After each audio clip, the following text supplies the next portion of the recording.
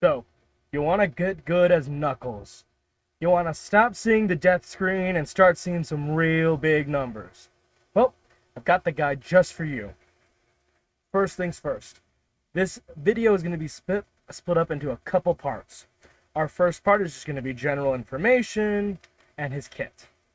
Second part is going to be more of a closer look on your role and stuff like that. The last part is going to be grasping the limits of your character. So, if you're a beginner, brand new, or you're some veteran who's been playing the game since it came out, this guide will work for you. Feel free to skip around and whatever part suits you best. So, let's begin. Knuckles the Echidna. He has 100 HP with average movement speed. He would be classified as a main stunner, and he's got quite a couple passives. So, his first passive is a glide. If you jump onto a wall, you'll hold on to it. Right after that, you can jump off to glide for about 4 seconds. Once the 4 seconds is over, you will dramatically fall very quickly to the ground. This passive is unlimited. You do not need to touch the ground before you can do it again, which means you can bounce off walls multiple times. His second passive is Unstoppable. Basically means you can stack stuns on top of other stuns, making them last even longer. Which means Knuckles should primarily always either stun first and everyone runs away, or Knuckles stuns last or next to make the stun longer. Let's get into his abilities. His first ability is Punch. Punch has a cooldown of 24 seconds, always. There are 3 phases to this punch, but let's start from the beginning. Base Punch, stun, is about 5 seconds. Phase 2, which takes about 5 seconds to charge, has a 6-second stun. His final charge, which takes about 10 seconds, is an 8-second stun. Now, at the moment, the fire does nothing. It is purely cosmetic. It is supposed to slow down the EXE, but the fire disappears before the EXE can move again, which means it doesn't do anything. It just looks cool. There is an extra part to this part. Punch, if you jump, will make it a ground pound, which is a small AoE attack that goes all around Knuckles instead of right in front of him. The higher the charge, the more damage you deal, which means more rage. And we'll get more into that when we talk about 2011X. But for the moment being, the higher the charge, the more damage and more rage you do. You can cancel your punch. Since you activate it, you'll get into your little stance. You can deactivate it, and your punch will go on a 4-second cooldown instead of the 24-second cooldown. While you're in your little stance, you gain a 64 damage resistance, which means if 2011X does normally 42 damage, I believe, or something like that, on hit, you will only take 15 damage. This is going to be very important for later, but yes, whenever you have your stance, you only take 15 damage instead of the full 42 or whatever it is. His next ability is Counter. Now, Counter actually has 2 cooldowns. If you successfully hit Counter, it's a 24-second cooldown. If you miss Counter, it's a 29-second, which is more like 30 seconds. So, again, if Counter is actively used correctly and you get a counter off, you get 24 seconds. If you miss it, it's a 29-second. Now, how to activate Counter. Once you press it for 3 seconds, you'll be outlined in white. If you get hit with a melee or a grab, the EXE will be stunned. The counter lasts 3 seconds and will slow you down a lot. Okay?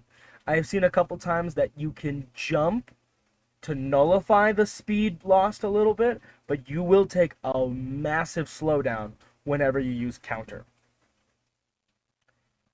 Counter can be used anywhere, at any time. You can do it while gliding. You can do it while standing on the ground. You can do it sitting on a wall. You can do it at any point. Now, there is an extra mechanic to counter. If you're holding a charged punch, so let's say for the moment it's a phase 2 punch, and you immediately press counter, counter will use that charge with its stun time. So basically it carries over. And you will still have access to punch. So let me explain. If the killer is running at you and you have a charged punch, let's say again a phase 2 with 6-second stun, and then he starts to blink red and he's going to charge you, if you counter, whatever the phase you are on will carry over and deal that. So instead of your counter being about a 3-second stun, about a 3-second stun, it'll actually be a 6-second stun because you are on a phase 2 punch. Let's move on to a closer look. Now, what is your role as Knuckles the Echidna? It's very simple. You are a defensive stunner. Note, defensive. Not offensive, not tank. Defensive stunner. This is why a lot of Knuckles either completely sell the game or completely carry a game. Yes, fighting on the front line is your job. But, especially against 2011X, only stun if absolutely necessary. You want to defend others who are struggling to break chase. Knuckles works best actively helping, not only being aggressive. Stick with your team or find someone struggling to break chase with EXE. That is your role, and that's where you're going to get the most value. So, like I said, bodyguard, you can be with anyone really. I would highly recommend Metal is a great option. Amy is a great option.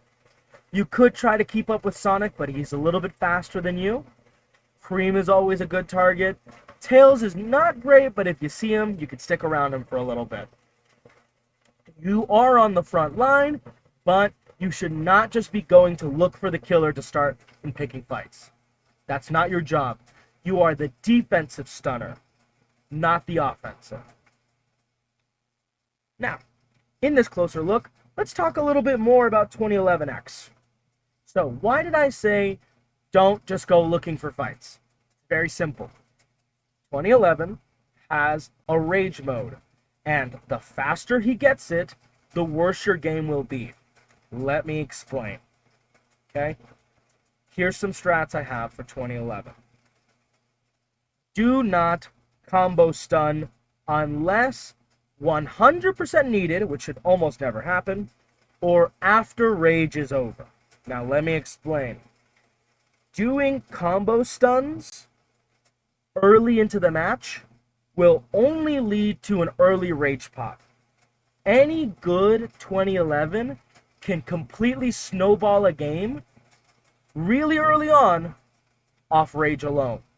So, please, please, please don't stack stuns. This goes for every character, but primarily you, Knuckles, because you can go past his iframes. And I see way too many Knuckles as I'm playing or whatever, playing the game, he gets stunned by Metal Sonic, Knuckles runs in from wherever he was, and then stacks another stun, which doesn't do anything. All it does is get rage even closer. Please don't do that. Okay? Next, when rage is active, don't bother to stun unless you're saving someone from a grab. And that's basically it. There is another option where if you stun him in the last 20 seconds, it might be a bug where he's just stunned a little bit longer, but all your stuns from before, so remember, your phase 1 is a 5-second stun, your phase 2 is a 6-second stun, and your final, your phase 3, is 8. It basically becomes a 1-second stun, a 2-second stun, and at max, a 3-second stun. Yes, it sounds good, but with how fast 2011 is, you might as well just save it, because you can actually use your punch stance as a mini/off tank roll. What do I mean? Let's go back. Remember, when you're in stance, you take 64% less damage. So, when Rage Mode is active, 2011 does 50 damage, or I believe 52 damage per each hit. Now that goes down to 15/17, depends. But you can take a lot more hits than if you were just stunning him and then getting chased down because you only have one other ability. So, use your stance to eat any strikes, then cancel it as fast as you can, and use the speed boost to make distance. Distance is key here. Distance is what wins. Juking and other things like that are good, but they're last resorts. Stunning and juking should always be a last resort. You should always try to make distance from any killer. But again, just use your stance to eat punches. Cancel it, use the boost, and make distance. Hopefully you can get your next stance. You have 4 seconds, but if everything goes well and you use some juking, you could be able to survive those next 4 seconds. Trust me, that little stance will make a huge difference. Anyways, let's continue. Now, counter. We've got to remember, 2011 has a grab, and that grab is going to be used, well, by any good 2011, is going to be used when your counter is not up. So, you want to counter smart, not often. You should only counter if your next hit knocks you down or kills you. You can also use your counter to save someone from getting killed or getting knocked down, but that's a little riskier. Or you can use it more commonly, which is to save yourself or someone else from getting grabbed. Counter should be used very, very sparingly. I've seen too many Knuckles pop counter because they get nervous they're going to take a hit. The EXE waits them out, slaps them, and then uses charge to finish them off. Counter smart, not often. Trust me. Last tip for 2011. Don't go picking fights. Saving someone before they take a hit or before they go down is much more valuable than some random stun here and there. Yes, stuns are important. Yes, it's your main goal as the character, but use those stuns correctly. Don't just go around stunning, especially if 2011 hasn't popped rage yet. If he hasn't gotten rage, you might not want to trigger his rage at all. Use them sparingly. If you just keep stunning, all you're going to do is have rage pop, and now your team is dead. Finally, once rage is over, it's time to strike. Still make sure not to get cocky and use every team stun in the game, because then your team is just unable to defend themselves for the next 30 to 20 seconds. Any good 2011 will snowball a game, but right as rage is over, it's time to start doing something. That's when you can be a little bit more liberal with your stuns. Now you can stun him more often because he'll never get rage again. So, again, one last time, because I see way too many new Knuckles completely throw a game, especially when you don't have a full lobby. When you have like 3 to 4 people, you don't have to start rage. It's actually quite easy not to. Just eat some hits. Again, you have a stance that gives you a damage reduction. A stronger damage reduction than metal does. Please, please, please, please, please, please, don't just stun randomly. Okay? Wait for rage to be over, and then go on your merry way to start killing him. Alright? Now, let's get into the final part, which I believe is the most important part and will decide whether you live or die. And that's part 3. Grasping the limit of your glide. Your glide may not seem powerful to new people, but any good Knuckles knows that your glide makes or breaks your character. Let me explain. And we're going to do it like this through what I believe are Knuckles' best maps compared to his worst maps.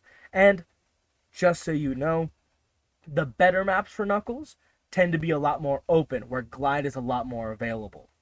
So, let's begin. Knuckles' best map, in my opinion, is You Can't Run. His second best map is Not Perfect. His third best map is Green Hill, and his worst map is X's Castle or Hill Gym. The better maps allow for lots of escape options or mind games on your glide. It is a bit biased, it is my opinion, but there are certain spots on specific maps that make Knuckles a much stronger or harder to hit character, and let's go through them. So You Can't Run. You Can't Run, it's just one of the easiest maps you can abuse certain glide spots. It makes you almost impossible to catch unless the killer knows exactly what you're going to do, but you can always just fake it and go another way.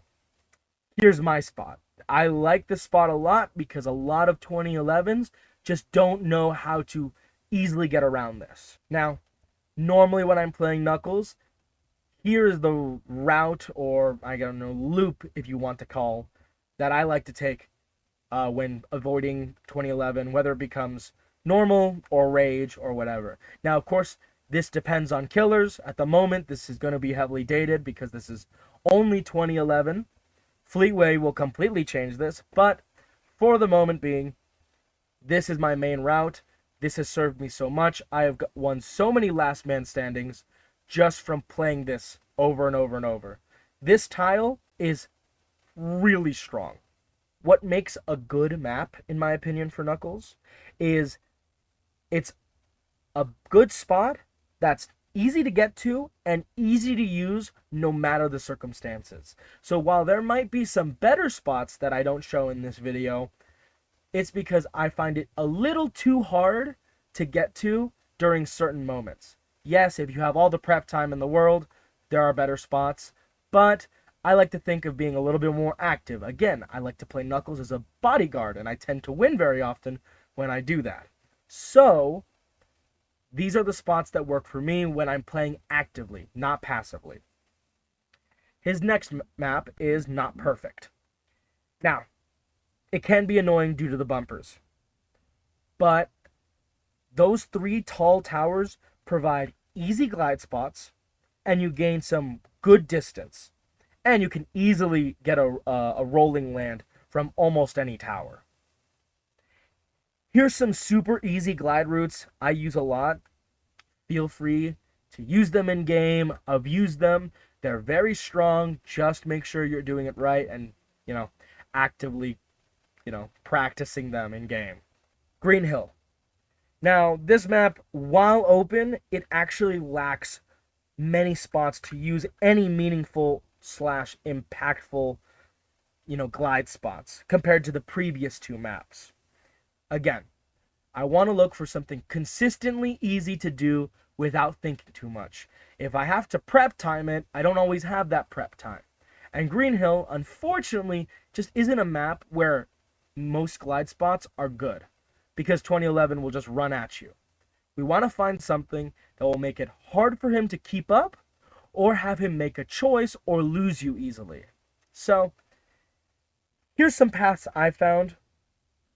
Also, here's a small little thing that I found to juke / confuse an EXE who might not be that good. It's not perfect, but it's a place I like. There's also these two little spots that allow you to jump up easily and reach the upper level without the use of a spring, which I have used a lot, especially. Finally, X's Castle. It's an indoor map. Due to it being indoors, glide becomes a very difficult play, not to mention having little worth from it. Any place you can glide from might at best be a juke / gimmick, because 2011 can easily chase you back. Again, I may be biased and I don't like this map very much, but the better maps have places where you can easily lose the killer or have just great glide spots. This map doesn't have a lot of them. And anything that do aren't as easy to get to. Again, I want to think of something where I'm always being active in my team. I'm running with my team, not someone who's sitting in the corner waiting for something to happen. Again, here's some spots I've started to lab out. I haven't tested them enough up to this point. But honestly, this map, because it's so small and the loops are not great for Knuckles, I would just recommend being next to your team. A good team being in these small, tight quarters mean X is going to have a really hard time of slowly picking you off one by one. X is going to want to split you up, rush someone down, and keep moving. But if you tend to play together, this map gets really hard for him. To end this video, and especially this part right here, having a strong grasp on your glide can make or break your chances of winning. You can either have a solid chase time with some really high stuns, or dying first and giving no value, besides maybe giving a little bit of extra easy rage. You're an average character. You don't have anything crazy about you besides your stuns. At the moment, there's no real reason to really just keep charging up punches. You're much better off on just using the base punch because of rage.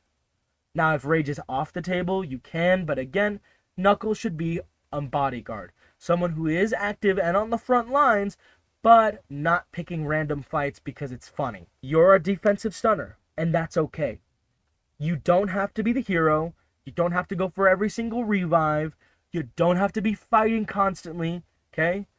We get it. You feel the fury, but bring it back a little bit so your team survives. There's no value you give from stunning the killer for 5 seconds and then Cream being left alone to die because no one has the ability to stun them. When you could have just waited, Cream starts to get attacked, and then you save Cream. There's way more value in you being defensive than offensive. Don't spam stuns. Rage is very broken. Rage is very strong. And yes, you can juke it, but not every 2011 is going to be easy to juke. Just don't randomly stun. Stop wasting stuns. Please, please do not waste your stuns. And finally, practice gliding. Whether it be the routes I showed you on this video or other routes that you maybe found yourself, feel free to use them, but practice them. Get accustomed to them. Feel what it's like. Do it over and over and over. Good thing is Outcome Memories allows you to have free private servers. Get a friend or two, practice those routes a little bit. That way you're not selling in the middle of a match. But if there's some downtime or if someone else is busy dealing with the killer, you can try these spots while you practice. Regardless, the more you play, the better you'll get. But listening to these tips will definitely help you stop getting flamed in the chat. Or stop dying first. Now, last thing before we leave, every survivor's weakness in this game is getting tunneled out. So, the less you can be alone, the better chances you have of winning. Have a good night, everyone. Take care.